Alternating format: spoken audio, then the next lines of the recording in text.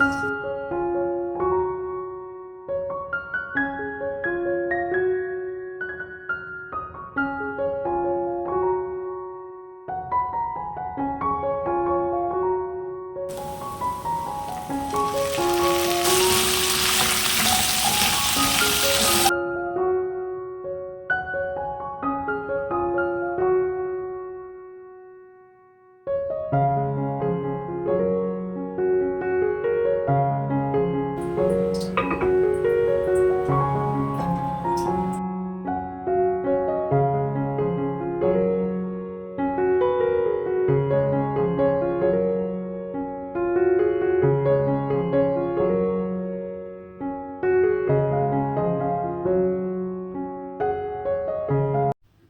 Hello friends, welcome back to my channel. Welcome to Nagaveni Achar's kitchen. ಎಲ್ಲ ಹೇಗಿದ್ದೀರಾ? ನಾನಿಲ್ಲಿ ಬಿಂದಾಸ್ ಆಗಿ ಸೂಪರ್ ಆಗಿದ್ದೀನಿ. ನೀವು ಕೂಡ ಅಲ್ಲಿ ಚೆನ್ನಾಗಿರ್ತೀರಾ ಅಂತ ಭಾವಿಸ್ತೀನಿ. ಓಕೆ, ಬನ್ನಿ ಇವತ್ತಿನ ವ್ಲಾಗನ್ನು ಸ್ಟಾರ್ಟ್ ಮಾಡೋಣ. ಇವತ್ತಿನ ಬೆಳಗಿನ ಬ್ರೇಕ್ಫಾಸ್ಟ್ ವೆಜಿಟೇಬಲ್ ಎಗ್ ಫ್ರೈಡ್ ರೈಸನ್ನು ಮಾಡಿದ್ದೆ. ಈಗಾಗಲೇ ಈ ರೆಸಿಪಿನ ಲಾಸ್ಟ್ ವಿಡಿಯೋದಲ್ಲಿ ಶೇರ್ ಮಾಡಿದ್ದೀನಿ. ಇವಾಗ ಮಧ್ಯಾಹ್ನದ ಅಡುಗೆ ವ್ಲಾಗನ್ನು ಸ್ಟಾರ್ಟ್ ಮಾಡೋಣ. ಮಳೆ ನೋಡಿ ಬೆಳಗ್ಗೆಯಿಂದ ಒಂದೇ ಸಮ ಸುರಿತಾನೇ ಇದೆ. ಮೇಲ್ಗಡೆ ಟೆರೆಸ್ ಫುಲ್ ವೆಟ್ ಆಗಿದೆ. ಕಾಲಿಟ್ರೆ ಎಲ್ಲಿ ಜಾರುತ್ತೋ ಅನ್ನೋ ಒಂದು ಭಯ ಕೂಡ. ಆದ್ರೂ ಅವಾಗವಾಗ ಕ್ಲೀನ್ ಮಾಡ್ತಾನೆ ಇರ್ತೀವಿ. ಒಂದು ಸ್ವಲ್ಪನೂ ಕಸ ಬಿಡ್ದಿರೋ ಥರ ಡೈಲಿ ಕಸ ಗುಡಿಸ್ಕೊತೀವಿ. ಹಾಗೆ ಮಣ್ಣು ಆ ಥರ ಏನಾದ್ರು ಇದ್ರೂ ಕ್ಲೀನಾಗಿ ನೀರು ಹಾಕಿ ವಾಶ್ ಮಾಡ್ಕೊತೀವಿ. ಸೊ ಹಾಗಾಗಿ ಅಷ್ಟು ಜಾರತ್ತೆ ಅನ್ನೋ ಭಯ ಇಲ್ಲ. ಆದರೂ ಒಂದೇ ಸಮ ಮಳೆ ಇದ್ದಾಗ ಒಂದೊಂದು ಸಲ ಭಯ ಆಗುತ್ತೆ. ನೋಡಿ, ಗಿಡಗಳಿಗೆ ಹೆವಿ ವಾಟರ್ ಆಗಿಬಿಟ್ಟಿದೆ. ಮಳೆ ನೀರು ಬಿದ್ದು ರೆಂಬೆಗಳೆಲ್ಲ ಸ್ವಲ್ಪ ಬೆಂಡಾದಂಗೆ ಅನಿಸ್ತಾ ಇದೆ. ಸ್ವಲ್ಪ ಬಿಸಿಲು ಬಂದರೆ ಮತ್ತೆ ಸರಿ ಹೋಗುತ್ತೆ. ನೋಡಿ, ಇದು ನಿತ್ಯ ಮಲ್ಲಿಗೆ ಅಂತ ಹೇಳ್ತೀವಿ. ವರ್ಷದಲ್ಲಿ 365 ದಿನ ಕೂಡ ಮಲ್ಲಿಗೆ ಹೂವು ಬಿಡುತ್ತೆ. ಒಂದು ದಿನನೂ ತಪ್ಪಿಸಲ್ಲ. ಆದ್ದರಿಂದ ಇದಕ್ಕೆ ನಿತ್ಯ ಮಲ್ಲಿಗೆ ಅಂತ ಹೇಳ್ತೀವಿ. ಪ್ರತಿನಿತ್ಯ ಬಿಡುವಂಥ ಮಲ್ಲಿಗೆ ಗಿಡ ಇದು. ಇದು ಒಂದು ಸುತ್ತಿನ ದಾಸವಾಳದ ಹೂವಿನ ಗಿಡ. ಅಂದರೆ ಒಂದೇ ಥರ ಗಿಡನ 3 ಪಾಟಲ್ಲಿ ಸಪ್ರೇಟಾಗಿ ಹಾಕಿದ್ದೀವಿ. ನೋಡಿ, ಒಂದು ಗಿಡದಲ್ಲಿ ಸುಮಾರು 10ರಿಂದ 15 ಹೂಗಳು ಬಿಡುತ್ತೆ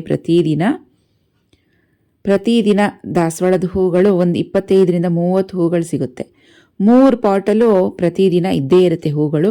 ಒಂದು ಪಾಟಲ್ಲಿ ಕಮ್ಮಿ ಆದರೆ ಇನ್ನೊಂದು ಪಾಟಲ್ಲಿ ಹೂವು ಇರುತ್ತೆ. ಒಂದೊಂದು ದಿನ 3 ಗಿಡದಲ್ಲೂ ಹೂ ಇರುತ್ತೆ. ಗಿಡ ತುಂಬ ಹೂಗಳಿರುತ್ತೆ. ನೋಡಿ, ಒಂದೊಂದು ಹೂವನ್ನು ಫೋಟೋಗಿಟ್ರೆ ಕಳಿಯಾಗಿ ತುಂಬಾ ಚೆನ್ನಾಗಿರುತ್ತೆ. ಇದು ಗುಂಡು ಮಲ್ಲಿಗೆ ಅಂತ ಹೇಳ್ತೀವಲ್ವ, ಆ ಗಿಡ. ಇವಾಗ ಸೀಸನ್ ಇಲ್ಲ, ಆದ್ದರಿಂದ ಆ ಗಿಡದಲ್ಲಿ ಹೂ ಸ್ವಲ್ಪ ಸ್ಟಾಪ್ ಆಗಿದೆ. ನೋಡಿ, ಇದು ಗೋಡಂಬಿ ಗಿಡ. ನಮ್ಮ ಹರ್ಷಿತಾ ಹರಣಿ ಅವರ ಊರಿಂದ ಸಿರ್ಸಿಯಿಂದ ಬರೋವಾಗ ಗೋಡಂಬಿ ಬೀಜಗಳನ್ನು ತಂದಿದ್ರು. ಅಂದರೆ ಮೊಳಕೆ ಬಂದಿರುತ್ತಲ್ವಾ, ಇನ್ನೇನು ಇದರಲ್ಲಿ ಗಿಡ ಬರುತ್ತೆ ಅಂತ ಅವ್ರಿಗೆ ಗೊತ್ತಿರುತ್ತಲ್ವ. ಹಾಗಾಗಿ ಅಂಥದನ್ನ ಸೆಲೆಕ್ಟ್ ಮಾಡಿ ತಂದುಕೊಟ್ಟಿದ್ರು. ಒಂದು 10ರಿಂದ 15 ಈ ಥರ ಚಿಕ್ಕ ಪಾಟ್ಗಳು ಎಕ್ಸ್ಟ್ರಾ ಇತ್ತು. ಒಂದೊಂದು ಪಾಟಲ್ಲಿ 2ರಿಂದ 3 ಗೋಡಂಬಿಗಳನ್ನು ಮಣ್ಣಲ್ಲಿ ನೆಟ್ಟಿದ್ದೀವಿ. ಇದು 2ರಿಂದ 3 ಅಡಿ ಎತ್ತರ ಆಗೋವಷ್ಟು ಇದೇ ಪಾಟಲ್ಲೇ ಬೆಳೆಸ್ತೀವಿ. ಅದಾದಮೇಲೆ ಇದನ್ನು ತೊಗೊಂಡೋಗಿ ಫಾರ್ಮ್ ಹೌಸ್ನಲ್ಲಿ ನೆಡಬೇಕು ಅಂತ ಈ ರೀತಿಯಾಗಿ ಮಾಡ್ತಾ ಇದ್ದೀವಿ. ಅಂದರೆ ನರ್ಸರಿಲಿ ಗೋಡಂಬಿ ಬೀಜಗಳಾಗಲಿ ಇಲ್ಲ ಬೇರೆ ಸೀಡ್ಸ್ಗಳನ್ನು ಹಾಕಿ ಒಂದು ಸ್ವಲ್ಪ ಎತ್ತರ ಆದಮೇಲೆ ಆಮೇಲೆ ಅದನ್ನು ಸೇಲ್ ಮಾಡೋಕ್ಕೆ ಇಡ್ತಾರೆ. ಅದನ್ನು ತಂದು ನಾವು ಹಾಕಿದಾಗ ಚೆನ್ನಾಗಿ ಬರುತ್ತೆ. ಇವಾಗ ನಾವು ಫಾರ್ಮಲ್ಲಿ ನೋಡ್ಕೊಳ್ಳೋದಕ್ಕೆ ಇರಲ್ಲ ಅಲ್ವಾ. ಹೆವಿ ಮಳೆ ಇದೆ, ಗಾಳಿ ಇದೆ ಅಂತ ಟೈಮಲ್ಲಿ ಬರಬೇಕಾಗಿರೋಂಥ ಏನು ಹೊಸ್ದಾಗಿ ಹಾಕಿರ್ತೀವಿ ಗಿಡಗಳು ಮೊಳಕೆ ಬಂದಿರುತ್ತೆ, ಅದು ಕೂಡ ಬರೋದೆಲ್ಲ ಹೊರಟೋಗುತ್ತೆ. ಆದ್ದರಿಂದ ಇಲ್ಲೇ ಬೆಂಗಳೂರಲ್ಲೇ ಫಸ್ಟ್ ಅದನ್ನು ರೆಡಿ ಮಾಡ್ಕೊತೀವಿ. ಆಮೇಲೆ ಅದನ್ನು ತೊಗೊಂಡೋಗಿ ಫಾರ್ಮಲ್ಲಿ ಹಾಕಬೇಕು ಅಂತ ಈ ರೀತಿಯಾಗಿ ನಮ್ಮ ಹಸ್ಬೆಂಡ್ ರೆಡಿ ಮಾಡ್ತಾ ಇದ್ದಾರೆ. ನೋಡಿ, ನಿಮ್ಮ ಹತ್ರ ಮಾತಾಡ್ತಾನೆ ದಾಸವಾಳದ ಹೂಗಳೆಲ್ಲ ಬಿಡಿಸಿ ಬುಟ್ಟಿ ತುಂಬ ಹಾಕಿದ್ದೀನಿ. ನೋಡಿ, ಬುಟ್ಟಿ ತುಂಬ ಕೆಂಪು ದಾಸವಾಳದ ಹೂವು. ಇದ್ರ ಜೊತೆಗೆ ಪಿಂಕ್ ಮತ್ತು ವೈಟ್ ಕೂಡ ಇಡ್ತಾ ಇದ್ದೀನಿ. ಆಮೇಲೆ ಇದು ಡಾರ್ಕ್ ರೆಡ್ ಮೆರೂನ್ ಅಂತ ಹೇಳ್ತೀವಿ. 3 ಸುತ್ತಿನ ದಾಸವಾಳ ಅಂತ ಹೇಳ್ತೀವಿ. ಇದಂತೂ ಸಖತ್ತಾಗಿರುತ್ತೆ. ಒಂದ್ಸಲ ನಮ್ಮ ಫ್ರೆಂಡ್ ಮನೆಗೆ ಹೋಗಿದ್ದಾಗ ಈ ದಾಸವಾಳದ ಗಿಡ ಅವ್ರ ಮನೇಲಿ ಇತ್ತು. ನೋಡಿ ನನಗಂತೂ ತುಂಬಾ ಇಷ್ಟ ಆಯಿತು. ಹಾಗಾಗಿ ಸ್ವಲ್ಪ ದಾಸವಾಳದ ಕಡ್ಡಿಗಳನ್ನು ಕಟ್ ಮಾಡಿಸ್ಕೊಂಡು ಬಂದು ಬೆಂಗಳೂರಲ್ಲಿ ಒಂದು ದೊಡ್ಡ ಪಾಟ್ ತುಂಬ ಮಣ್ಣು ಹಾಕಿ ಇದರಲ್ಲಿ ಹಾಕಿದ್ದೆ. ನೋಡಿ ಚೆನ್ನಾಗಿ ಚಿಗುರಿದೆ. ನನ್ನಷ್ಟು ಎತ್ತರ ಬೆಳೆದಿದೆ ಗಿಡ. ಹೂಗಳಷ್ಟೇ ಇದರಲ್ಲಿ ಸಖತ್ತಾಗಿ ಬಿಡುತ್ತೆ, ತುಂಬಾ ಇರುತ್ತೆ. ಇದೇ ಸೇಮ್ ಕಡ್ಡಿಗಳನ್ನು ಫಾರ್ಮ್ ಹೌಸ್ನಲ್ಲೂ ಹಾಕಿದ್ದೀವಿ.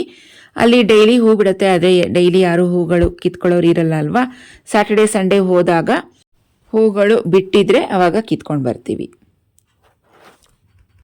ನೋಡಿ ಈ ಥರ ಕಡ್ಡಿಗಳು, ದಾಸವಾಳದ ಕಡ್ಡಿ ಆಗಲಿ ಇಲ್ಲ ರೋಸ್ ಕಡ್ಡಿ ಆಗಲಿ ಯಾರ ಮನೇಲಾದರೂ ನೋಡಿದಾಗ ಒಂದು 4-5 ಇಂಚಷ್ಟು ಕಟ್ ಮಾಡಿಸ್ಕೊಂಡು ತೊಗೊಂಡು ಬಂದು ನಿಮ್ಮ ಮನೇಲೂ ಯಾವುದಾದ್ರು ಒಂದು ಪಾಟ್ ಅಥವಾ ಯಾವುದಾದ್ರು ಪ್ಲಾಸ್ಟಿಕ್ ಡಬ್ಬ ಏನಾದ್ರು ಇರುತ್ತಲ್ಲ, ಸ್ವಲ್ಪ ಮಣ್ಣನ್ನು ಹಾಕಿ ಅದರಲ್ಲಿ ನೆಡಿ ಮನೇಲೇ ಹೂವಿನ ಗಿಡಗಳನ್ನು ಬೆಳೆಸಿ ದೇವ್ರ ಪೂಜೆಗೆ ಹೂಗಳಾಗುತ್ತೆ. ಸೊ ಇದೊಂಥರ ಪುಟ್ಟ ಗಾರ್ಡನಿಂಗು. ಯಾರ ಬಾಡಿಗೆ ಮನೇಲಿರಲಿ ಸ್ವಂತ ಮನೇಲಿರಲಿ ಸ್ವಲ್ಪ ಜಾಗ ಇದ್ದರೂ ಸಾಕು, ಸ್ವಲ್ಪ ಗಿಡಗಳನ್ನು ಹಾಕೋಬೇಕು. ಯಾಕಂದರೆ ಗಿಡಗಳಲ್ಲಿ ಫ್ರೆಶ್ ಏರ್ ಸಿಗುತ್ತೆ ನಮಗೆ. ಯಾವಾಗಾದರೂ ಮನಸ್ಸಿಗೆ ಬೇಜಾರಾಗಿದ್ದಾಗ ಸಂಜೆ ಹೊತ್ತು ಆ ಥರ ಗಿಡಗಳ ಮಧ್ಯೆ ಕುತ್ಕೊಂಡು ಫ್ರೆಶ್ ಏರ್ ತಗೊಳ್ತಾ ಇದ್ದರೆ ಚೆನ್ನಾಗಿ ಅನಿಸುತ್ತೆ ಮೈಂಡ್ಗೆ. ನೋಡಿ ಇದಕ್ಕೆ ಸಂಜೆ ಮಲ್ಲಿಗೆ ಅಂತ ಹೇಳ್ತೀವಿ. ಇದು ಪುಟ್ಟದಾಗಿರುತ್ತೆ ಗುಲಾಬಿ ಗಿಡ. ಆಮೇಲೆ ನೋಡಿ ಈ ಗಿಡ ನಿಮ್ಗೆ ಜ್ಞಾಪನ ಇದೆಯಾ? ಸುಮಾರು ಒಂದು 3-4 ತಿಂಗಳ ಹಿಂದೆ ಒಂದು ವಿಡಿಯೋದಲ್ಲಿ ತೋರಿಸಿದ್ದೆ. 50 ರೂಪೀಸ್ಗೆ ಒಂದು 3 ಈ ಥರ ವಾಟರ್ ಲಿಲಿ ಅಂತ ಹೇಳ್ತೀವಿ, ಒಂದು 3 ಏನೋ ಕೊಟ್ಟಿದ್ದ. ಆ 3 ವಾಟರ್ ಲಿಲಿನ ಒಂದು ಟಬ್ಬಲ್ಲಿ ನೀರು ಹಾಕಿದಷ್ಟೇ. ಜಸ್ಟ್ ನೋಡಿ ಟಬ್ ತುಂಬ ಆಗ್ಬಿಟ್ಟಿದೆ ಇವಾಗ. ಇವತ್ತೊಂದು ಸ್ವಲ್ಪ ಹೂಗಳು ಕಮ್ಮಿ ಇದೆ. ನೆನ್ನೆ ಎಲ್ಲ ಮಳೆ ಬಂತು, ಗಿಡದಲ್ಲಿ ಮೊಗ್ಗೆಲ್ಲ ಹಾಗೇನೆ ಕೆಳಗಡೆ ಉದುರೋಗಿತ್ತು. ಹೂಗಳೆಲ್ಲ ಬೆಳಗ್ಗೆ ಅಷ್ಟೊತ್ತಿಗೆಲ್ಲ ಉದುರೋಗಿತ್ತು, ಹಾಗಾಗಿ ಸ್ವಲ್ಪ ಕಮ್ಮಿ ಸಿಕ್ಕಿದೆ. ಬಿಳಿ ಕಣಗ್ಲೆ, ನಿತ್ಯ ಮಲ್ಲಿಗೆ, ಸಂಜೆ ಮಲ್ಲಿಗೆ, ಗುಲಾಬಿ ಹೂಗಳು, 3-4 ಥರದ್ದು ದಾಸವಾಳದ ಹೂಗಳು, ಹಾಗೆ ಸ್ವಲ್ಪ ತುಳಸಿ ಕೂಡ ಕಿತ್ಕೊಂಡಿದ್ದೀನಿ ಇವತ್ತು ದೇವ್ರ ಗಿಡಕ್ಕೆ. ಇದರಲ್ಲಿ ಸ್ವಲ್ಪ ಬಿಳಿ ಕನಕಾಂಬರ ಅಂತ ಹೇಳ್ತೀವಿ, ಅದು ಕೂಡ ಇದೆ. ಇವತ್ತು ಬಿಳಿ ಕನಕಾಂಬರ ಕಮ್ಮಿ ಇದೆ, ಇಲ್ಲಾಂದರೆ ಅದೇನೇ ಸಾಕಷ್ಟು ಬಿಡುತ್ತೆ. ಸುಮಾರು 2 ಮೊಳದಷ್ಟು ಆಗುತ್ತೆ ಕಟ್ಟಿದ್ರೆ. ಇವತ್ತೊಂದು ಸ್ವಲ್ಪ ಹೂ ಕಮ್ಮಿ ಇದೆ. ಫ್ರೆಂಡ್ಸ್ ನೋಡಿ, ಇದು ನಮ್ಮ ಫಾರ್ಮ್ ಹೌಸ್. ನುಗ್ಗೆ ಸೊಪ್ಪನ್ನು ಕಿತ್ಕೊತಾ ಇದ್ದೀನಿ. ನನ್ನ ಲಾಸ್ಟ್ ವಿಡಿಯೋದಲ್ಲಿ ಶೇರ್ ಮಾಡಿದ್ದೆ. ನುಗ್ಗೆ ಸೊಪ್ಪು ಹಾಗೂ ನುಗ್ಗೆಕಾಯನ್ನು ಬಳಸ್ಕೊಂಡು ಇವತ್ತು 2 ರೆಸಿಪಿಗಳನ್ನು ತೋರಿಸ್ತಾ ಇದ್ದೀನಿ. ಬನ್ನಿ ತಡ ಮಾಡದೆ ಫಟಾಫಟ್ ಅಂತ ರೆಸಿಪಿ ಸ್ಟಾರ್ಟ್ ಮಾಡೋಣ. ನುಗ್ಗೆ ಸೊಪ್ಪಿನ ಪೊಪ್ಪು ಹಾಗೆ ನುಗ್ಗೆಕಾಯಿ ಸ್ಪೆಷಲ್ ಗ್ರೇವಿ ಮಾಡ್ತಾಯಿದ್ದೀನಿ.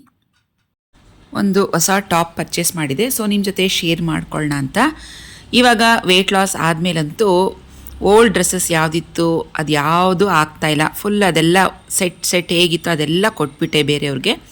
ಇವಾಗೆಲ್ಲ ಫುಲ್ಲು ಎಲ್ಲ ಹೊಸ ಸೆಟ್ಟು ಹೊಸ ಡ್ರೆಸ್ಗಳನ್ನು ಪರ್ಚೇಸ್ ಮಾಡ್ತಾಯಿದ್ದೀನಿ. ಈ ಟಾಪ್ ಹೊಸದಾಗಿ ಪರ್ಚೇಸ್ ಮಾಡಿದ್ದು ಜೀನ್ಸ್ ಮೇಲೆ ಅಥವಾ ಲಾಂಗ್ ಸ್ಕರ್ಟ್ ಮೇಲೆ ಹಾಕ್ಕೊಳ್ಳೋಕ್ಕೆ ಅಂತ ತೊಗೊಂಡಿದ್ದೀನಿ. Lemon yellow ಕಲರಲ್ಲಿದೆ.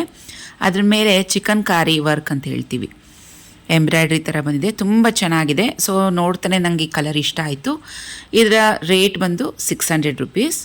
ಈ ಟಾಪ್ಗೆ ಫುಲ್ ಸ್ಲೀವ್ಸ್ ಇತ್ತು, ಅದನ್ನು ಕಟ್ ಮಾಡಿ ಮೆಗಾ ಸ್ಲೀವ್ಸ್ ಮಾಡ್ಕೊಂಡಿದ್ದೀನಿ.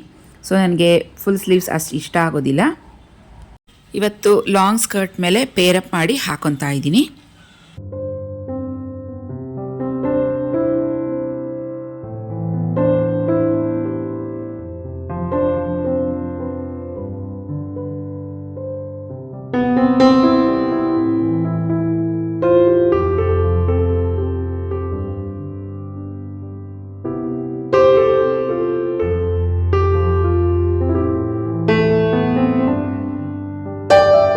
ನುಗ್ಗೆ ಸೊಪ್ಪನ್ನು ಕ್ಲೀನಾಗೆಲ್ಲ ಬಿಡಿಸಿ ನೀರಲ್ಲಿ 2-3 ಸಲ ವಾಶ್ ಮಾಡಿ ಇಟ್ಕೊಂಡಿದ್ದೀನಿ. ಹಾಗೆ ನುಗ್ಗೆಕಾಯಿ ಕೂಡ ಸಿಪ್ಪೆನ ಬಿಡಿಸಿ ಇಟ್ಕೊಂಡಿದ್ದೀನಿ. ಈ ಕಡೆ ದಿನಸಿ ಸಾಮಗ್ರಿಗಳು ಕೂಡ ರೆಡಿ ಇದೆ. ರೆಸಿಪಿ ಸ್ಟಾರ್ಟ್ ಮಾಡೋಣ. ಈಗ ನುಗ್ಗೆಕಾಯಲ್ಲಿ ಗ್ರೇವಿ ಮಾಡ್ಕೊಳ್ಳೋಣ. ಸ್ಟವ್ ಮೇಲೆ ಒಂದು ಫ್ರೈಯಿಂಗ್ ಪ್ಯಾನ್ ಇಟ್ಟಿದ್ದೀನಿ. 2-3 ಟೇಬಲ್ ಸ್ಪೂನಷ್ಟು ಕಡಲೆಕಾಯಿ ಬೀಜ ಹಾಕ್ಕೊಳ್ಳೋಣ. ಇದ್ರ ಜೊತೆಗೆ ಒಣಮೆಣಸಿನಕಾಯಿ 4 ಹಾಕ್ತಾಯಿದ್ದೀನಿ. ಹಾಗೆಯೇ ಏಲಕ್ಕಿ 2, ಲವಂಗ 4-5, ಚಕ್ಕೆ 1 ಇಂಚ್, ಹಾಗೆಯೇ ಒಣ ಕೊಬ್ಬರಿ 1 ಟೇಬಲ್ ಸ್ಪೂನಷ್ಟು ಹಾಕ್ಕೊಳ್ಳೋಣ. ಇವಿಷ್ಟನ್ನ ಈಗ ಡ್ರೈ ಫ್ರೈ ಮಾಡ್ಕೋಬೇಕು. ಹದವಾಗಿ ಸಿಮ್ ಫ್ಲೇಮ್ನಲ್ಲಿ ಫ್ರೈ ಮಾಡ್ಕೋಬೇಕು. ಧನಿಯಾ 1 ಟೇಬಲ್ ಸ್ಪೂನ್, ಹಾಗೆಯೇ ಇದು ಒಂದು 2 ಟೀ ಸ್ಪೂನಷ್ಟು ಹಾಕ್ತಾಯಿದ್ದೀನಿ. ಬಿಳಿ ಎಳ್ಳನ್ನಾದರೂ ಹಾಕ್ಕೋಬೋದು, ಇಲ್ಲಾಂದರೆ ಬ್ಲ್ಯಾಕ್ ಎಳ್ಳಾದರೂ ಹಾಕ್ಕೋಬೋದು.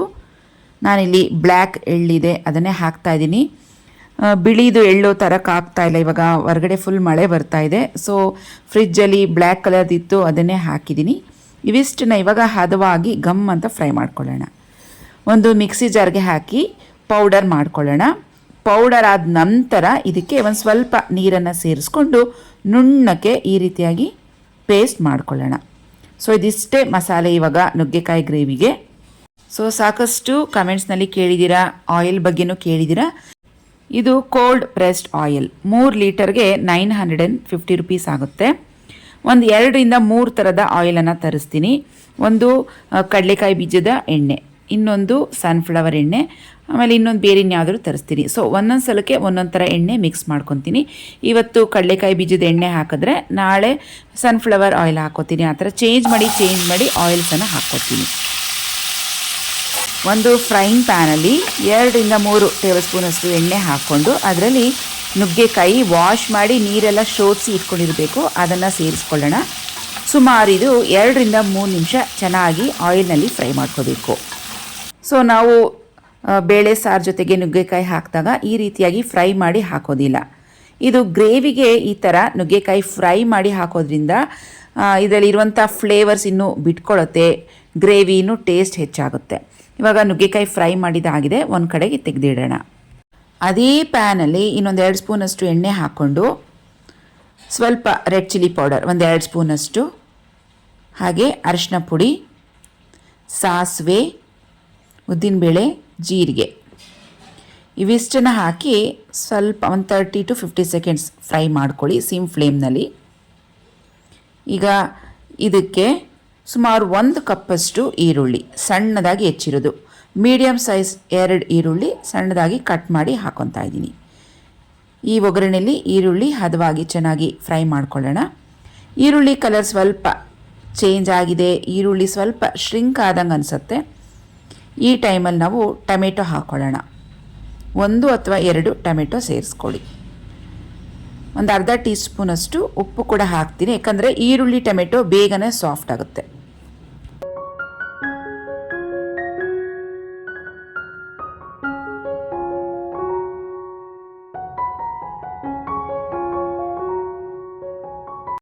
ಜಿಂಜರ್ ಗಾರ್ಲಿಕ್ ಪೇಸ್ಟ್ 1 ಟೀ ಸ್ಪೂನಷ್ಟು ಹಾಕ್ಕೊಳ್ಳೋಣ. ಇದನ್ನು ಸ್ವಲ್ಪ ಫ್ರೈ ಆದಮೇಲೆ ರುಬ್ಬಿಟ್ಟಿದ್ವಲ್ವ ಮಸಾಲೆ, ಅದನ್ನು ಕೂಡ ಸೇರಿಸ್ಕೊತೀನಿ. ಈ ಗ್ರೇವಿಗೆ ಎಳ್ಳು, ಕಡಲೆಕಾಯಿ ಬೀಜ ಇವೆಲ್ಲ ಹಾಕಿದ್ದೀವಲ್ವ, ಇವೆಲ್ಲ ಆಯಿಲ್ ರಿಲೀಸಿಂಗ್ ಸೀಡ್ಸ್ ಅಂತ ಹೇಳ್ತೀವಿ. ಚಳಿಗಾಲದಲ್ಲಿ ಮಳೆಗಾಲದಲ್ಲಿ ಈ ಥರದ ರೆಸಿಪಿಗಳನ್ನು ಮಾಡ್ಕೊಳ್ಳೋದು ತುಂಬಾ ಒಳ್ಳೆಯದು. ಹಾಗೆ ಒಣ ಕೊಬ್ಬರಿ, ಅದರಲ್ಲೂ ಕೂಡ ಆಯಿಲ್ ಇರುತ್ತೆ. ಒಣ ಕೊಬ್ಬರಿ ನಾವೇನು ಹೆಚ್ಚಾಗಿ ಹಾಕಿಲ್ಲ, 1 ಟೇಬಲ್ ಸ್ಪೂನಷ್ಟು ಹಾಕಿದ್ದೀವಿ ಅಷ್ಟೇ. ಟೇಸ್ಟ್ ಮಾತ್ರ ತುಂಬಾ ಚೆನ್ನಾಗಿ ಬರುತ್ತೆ. ಒಂದ್ಸಲ ನೀವು ಕೂಡ ಹೀಗೆ ಟ್ರೈ ಮಾಡಿ. ಈ ಮಸಾಲೆ ಎಲ್ಲ ನೋಡಿ ಈ ರೀತಿಯಾಗಿ ಒಂದು 2 ನಿಮಿಷ ಫ್ರೈ ಮಾಡ್ಕೊಂಡಿದ್ದೀನಿ. ಮಸಾಲೆ ಎಲ್ಲ ಬಿಟ್ಟು ಬರುತ್ತೆ, ಪಾತ್ರೆಗೆ ಅಂಟ್ಕೊಳ್ಳಲ್ಲ. ಸೊ ಆವಾಗ ಈ ಮಸಾಲೆ ರೆಡಿ ಆಗಿದೆ ಅಂತ ಅರ್ಥ. ಇವಾಗ ಫ್ರೈ ಮಾಡಿ ಇಟ್ಕೊಂಡಿರುವಂಥ ನುಗ್ಗೆಕಾಯಿ ಕೂಡ ಸೇರಿಸ್ಕೊಂಡು ಸುಮಾರು 2ರಿಂದ 3 ನಿಮಿಷ ಈ ಮಸಾಲೆಯಲ್ಲಿ ಫ್ರೈ ಮಾಡ್ಕೋಬೇಕು.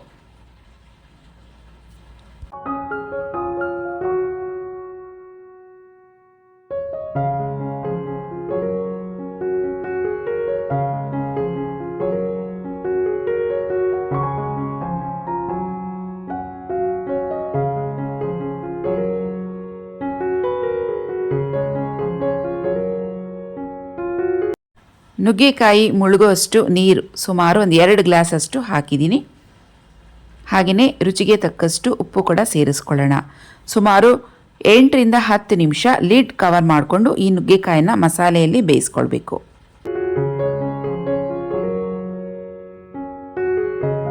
ಗ್ರೇವಿ ಮಾಡ್ತಾ ಇದ್ದಂಥ ಪಾತ್ರೆನ ಹಿಂದ್ಗಡೆ ಬರ್ನರ್ಗೆ ಶಿಫ್ಟ್ ಮಾಡಿದ್ದೀನಿ. ಇವಾಗ ಈ ಕಡೆಗೆ ಇನ್ನೊಂದು ಪಾಟನ್ನು ಇಟ್ಟಿದ್ದೀನಿ. ಇದರಲ್ಲಿ ಇವಾಗ ನುಗ್ಗೆ ಸೊಪ್ಪನ್ನು ಬಳಸ್ಕೊಂಡು ಪಪ್ಪು ಹೇಗೆ ಮಾಡೋದು ನೋಡ್ಕೊಳ್ಳೋಣ. 2 ಟೇಬಲ್ ಸ್ಪೂನಷ್ಟು ಆಯಿಲ್ ಹಾಕಿದ್ದೀನಿ. ಇದರಲ್ಲಿ ಸಾಸಿವೆ, ಜೀರಿಗೆ, ಸ್ವಲ್ಪ ಉದ್ದಿನಬೇಳೆ, 1-2 ಒಣಮೆಣಸಿನ್ಕಾಯಿ ಕೂಡ ಹಾಕ್ಕೋಬೋದು. ಇವಿಷ್ಟು ಚೆನ್ನಾಗಿ ಬಾಡಿಸ್ಕೋಬೇಕು. ಇಲ್ಲಿ ನಾನು 2 ಒಣಮೆಣಸಿನ್ಕಾಯಿ, 4 ಹಸಿಮೆಣಸಿನ್ಕಾಯಿ ಹಾಕ್ಕೊಂಡಿದ್ದೀನಿ. ಹಾಗೆಯೇ 1 ಬೌಲಷ್ಟು ಸಣ್ಣದಾಗಿ ಹೆಚ್ಚಿರುವಂಥ ಈರುಳ್ಳಿ ಇದು ಕೂಡ ಸೇರಿಸ್ಕೊಳ್ಳೋಣ. ಸ್ವಲ್ಪ ಕರಿಬೇವು, ಫ್ರೆಶ್ ಆಗಿರೋಂಥ ಕರಿಬೇವು ಹಾಕ್ಕೊಳ್ಳಿ. ಸಿಮ್ ಫ್ಲೇಮ್ ಇಟ್ಕೊಂಡು ಇದನ್ನು ಚೆನ್ನಾಗಿ ಫ್ರೈ ಮಾಡ್ಕೋಬೇಕು. ಈರುಳ್ಳಿ ಹೊಂಬಣ್ಣ ಬರೋವರೆಗೂ ಫ್ರೈ ಮಾಡ್ಕೋಬೇಕು. ಮಧ್ಯೆ ಮಧ್ಯೆ ಗ್ರೇವಿ ಕೂಡ ಚೆನ್ನಾಗಿ ಮಿಕ್ಸ್ ಮಾಡ್ಕೊತಾ ಇರಬೇಕು. ಆವಾಗ ಎಲ್ಲ ನುಗ್ಗೆಕಾಯಿಗಳು ಈವನ್ ಆಗಿ ಚೆನ್ನಾಗಿ ಬೇಯುತ್ತೆ. ನುಗ್ಗೆಕಾಯಿ ಒಂದು ಅರ್ಧದಷ್ಟು ಬೆಂದಿದೆ, ಇನ್ನು ಸ್ವಲ್ಪ ಬೇಯಬೇಕು. ಮತ್ತೆ ಲಿಡ್ ಕವರ್ ಮಾಡಿ ಇದನ್ನು ಬೇಯಿಸ್ಕೋಬೇಕು. ಈ ಕಡೆ ಒಗ್ಗರಣೆಯಲ್ಲಿ ನೋಡಿ ಈರುಳ್ಳಿ ಎಲ್ಲ ಚೆನ್ನಾಗಿ ಬಾಡ್ದಂಗೆ ಅನಿಸ್ತಾ ಇದೆಯಲ್ವಾ. ಇವಾಗ ಇದರಲ್ಲಿ ನುಗ್ಗೆ ಸೊಪ್ಪನ್ನು ಸೇರಿಸ್ಕೊಳ್ಳೋಣ.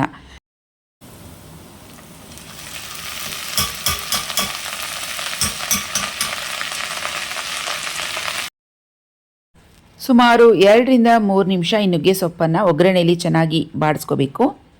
ಹಾಗೆಯೇ ಒಂದು ಟೊಮೆಟೊ ಸಣ್ಣದಾಗಿ ಕಟ್ ಮಾಡಿರೋದು ಹಾಕಿದ್ದೀನಿ. ಸ್ವಲ್ಪ ಅರಿಶಿನ ಹಾಕೋದ್ರಿಂದ ನುಗ್ಗೆ ಸೊಪ್ಪು ಚೆನ್ನಾಗಿ ಬೇಗ ಫ್ರೈ ಆಗುತ್ತೆ, ಹಾಗೆ ಟೊಮೆಟೊ ಕೂಡ ಸಾಫ್ಟ್ ಆಗುತ್ತೆ. ಈ ಕಡೆ ನುಗ್ಗೆಕಾಯಿ ಬೆಂದಿದೆ ನೋಡಿ. ಆಮೇಲೆ ಮಸಾಲೆ ಎಲ್ಲ ಚೆನ್ನಾಗಿ ಫ್ರೈ ಆಗಿದೆ, ಆಯಿಲ್ ಎಲ್ಲ ಮೇಲೆ ತೇಲ್ತಾ ಇದೆ. ನುಗ್ಗೆಕಾಯಿ ಮಸಾಲೆ ಅಥವಾ ನುಗ್ಗೆಕಾಯಿ ಗ್ರೇವಿ ರೆಡಿಯಾಗಿದೆ.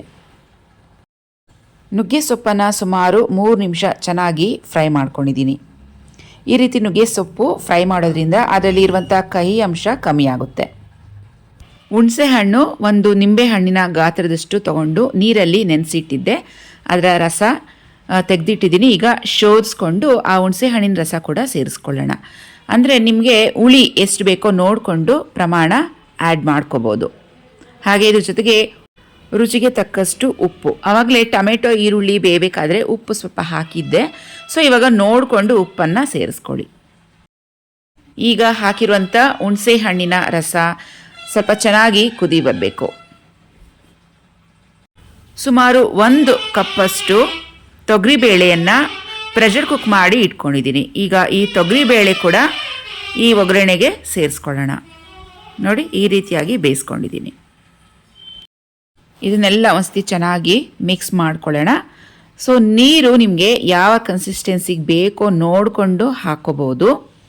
ಪಪ್ಪು ಅಂದರೆ ಯೂಶ್ವಲಿ ಸ್ವಲ್ಪ ಗಟ್ಟಿಯಾಗಿಯೇ ಇರುತ್ತೆ. ಅಂದರೆ ಈಗ ಹೋಟೆಲ್ ಸ್ಟೈಲಲ್ಲಿ ಮಾಡಬೇಕು ಅಂದರೆ ಸ್ವಲ್ಪ ಗಟ್ಟಿಯಾಗಿಯೇ ಇರುತ್ತೆ, ತುಂಬ ತೆಳು ಏನಿರೋದಿಲ್ಲ. ಇದಕ್ಕೀಗ ಖಾರಕ್ಕೆ ರೆಡ್ ಚಿಲ್ಲಿ ಪೌಡರ್, ಧನಿಯಾ ಪೌಡರ್ ಮಿಕ್ಸ್ ಮಾಡಿ ಹಾಕ್ಕೋಬೋದು. ಇಲ್ಲ ಅಂದರೆ ಬೇಳೆ ಸಾಂಬಾರು ಪುಡಿ ಇದ್ದರೆ ಕೂಡ ಹಾಕ್ಕೋಬೋದು. ನಾನಿಲ್ಲಿ ರೆಡ್ ಚಿಲ್ಲಿ ಪೌಡರ್, ಧನಿಯಾ ಪೌಡರ್ ಮಿಕ್ಸ್ ಮಾಡಿ ಹಾಕ್ತಾ ಇದ್ದೀನಿ. ಹಾಗೆಯೇ ಜೀರಿಗೆ ಪುಡಿ 1-1.5 ಸ್ಪೂನಷ್ಟು ಹಾಕ್ಕೊಳ್ಳೋಣ. ಇದೆಲ್ಲ ಒಂದ್ಸತಿ ಚೆನ್ನಾಗಿ ಮಿಕ್ಸ್ ಮಾಡ್ಕೋಬೇಕು.